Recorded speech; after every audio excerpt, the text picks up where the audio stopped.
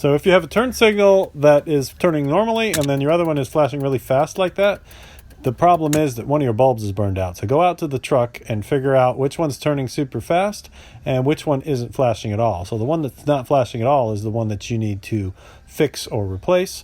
And to find out which bulb exactly it is, turn the good turn signal on, and then you'll know that in this case it's the third one from the top.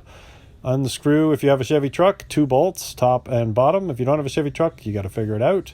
And then you pop it loose and see what's inside and locate the bad bulb or the wiring fault if there's a wiring fault. The tweaker that sold us this truck used duct tape and zip ties to hold it all together on this cheap aftermarket taillight assembly.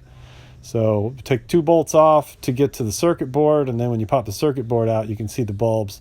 And the filaments still look good, but I still don't trust them. So what I'm going to do is just change the bulb. And these kind of bulbs you can just pop out with the screwdriver. I think this is a 3157 bulb, and you just pop it out like that and then slide the new one in its place. Obviously, if you see a broken filament, then that's definitely a problem. And then before you sew it all together, turn your turn signal on and plug it in and make sure that it goes. It's very nice. And in this case, we know that it works. And now we're just going to put those 2 screws back in and button it all back together.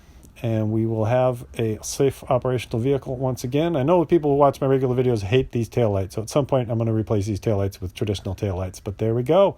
Very nice. Get inside the truck and smooth and slow clicking now. So thanks for watching.